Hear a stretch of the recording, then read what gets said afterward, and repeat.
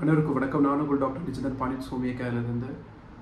மற்றவங்க பண்ணுற தப்புனால சில நேரங்களில் இப்போ இருக்கிற காலகட்டத்தில் நிறைய நேரங்களில் நிறைய பேர் பாதிக்கப்படுறாங்க.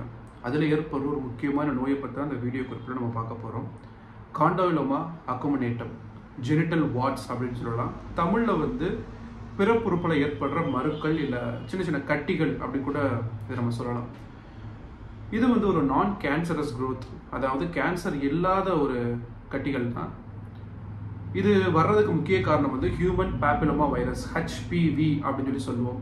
இது டைப் 6 அண்ட் டைப் 11 சொல்லப்படுற அந்த இரண்டு விஷயங்கள்னால இப்போ பரவலாக இருக்கிற இந்த மருக்கள், முக்கியமாக அந்த பிறப்புறுப்பில் இருக்கிற மருக்கள் இதனால தான் அதிகமாக பரப்பப்படுது. பொதுவாக 70-80% ஆட்களுக்கு, மனிதர்களுக்கு இந்த தொந்தரவு HPV படுற வைரஸ் பரப்பப்படும். செக்ஷுவலி ஆக்டிவ் ஆனதுக்கப்புறம், உடலுறவில் ஈடுபட்டதுக்கப்புறம் அவங்களுக்கு ஏதாவது ஒரு வகையில் இது அவங்களுக்கு வரதான் செய்யும். பொதுவாக இந்த தொந்தரவு ஏற்பட்ட நாள்லேருந்து 8 மாத காலம் வரைக்கும் எந்த வித அறிகுறியுமே இருக்காது. அதுக்கப்புறம் தான் அறிகுறிகளே ஏற்பட ஆரம்பிக்கும். சரி, இது எதனால் வருது அப்படின்னு பார்த்துட்டோம்னா, பொதுவாக செக்ஷுவலி டிரான்ஸ்மிட்டட் டிசீஸ் தான் இது. அதாவது உடலுறவு மூலயமா பரப்பப்படுற ஒரு வியாதி.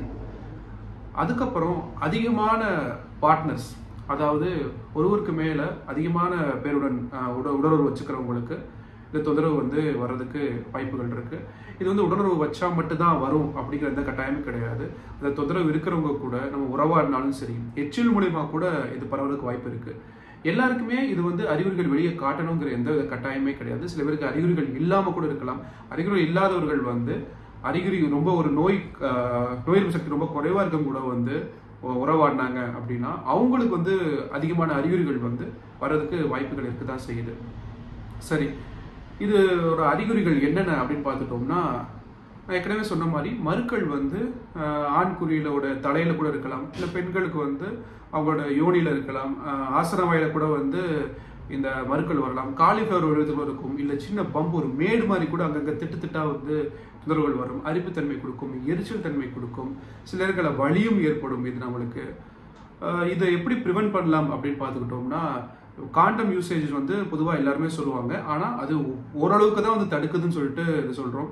பொதுவாக நம்ம நம்ம நோய் சக்தி இல்லாமல் இருக்கிறவங்க நல்ல திடமான உணவுகளை நல்லா எடுத்துக்க ஆரம்பிக்கணும். அது ஒரு முக்கியமான ஒரு விஷயம். மல்டிபிள் பார்ட்னர்ஸ், அதாவது நிறைய பேரோட உடலுறவு வச்சுக்கிற மாதிரி பழக்க வழக்கங்களை அறவே நிறுத்தணும். இந்த மாதிரி இப்படி ஒரு சில பேர் அவங்க பண்ணுற தவறுனால எந்தவித பாதிப்புமே இல்லாதவங்க, சில அப்பாவிகளுக்கும் இந்த நோய் தொற்று பரப்பப்படுது. அது சில பேருக்கு அறிகுறிகளே இருக்காது. ஆனால் சில பேர் ரொம்ப இதனால அவஸ்தைப்படுவாங்க. சில நேரங்களில் டைப் 6, டைப் 11 இதை தாண்டி இருக்கிற வகைகள்னால கேன்சராக மாறுறது கூட இது வாய்ப்பு இருக்குன்னு சொல்லிட்டு ஒரு புள்ளி விவரத்தில் இதை சொல்கிறாங்க. சரி, இந்த மாதிரி தொந்தரவுள்ள ஹோமியோபதி மருத்துவ முறை மூலியமா ரொம்ப எளிமையாக சரி பண்ண முடியும். ஒரு சில மாதங்கள் தொடர்ந்து மருந்து எடுத்தீங்கனாலே. இதை தற்காலிகமாக ஏதாவது ஒரு மருந்து எடுத்துக்கலாம் அப்படின்னா, செப்பியா 200 காலைல 4 உருண்டைகள் சாப்பிட்றதுக்கு முன்னாடி தொடர்ந்து எடுங்க. மருத்துவரின் பரிந்துரைக்கு ஏற்ற மாதிரி எடுங்க. உங்களுக்கு சந்தேகம் இருந்துச்சுன்னா எங்களுக்கு தொடர்பு கொண்டு கேளுங்க, இல்லை கமெண்ட்ல கேளுங்க. நெக்ஸ்ட் ஒரு வீடியோ பதில் வேறு தொந்தரவுகள், வேறு விஷயங்களை பற்றி நம்ம தொடர்ந்து பார்க்கலாம். நன்றி.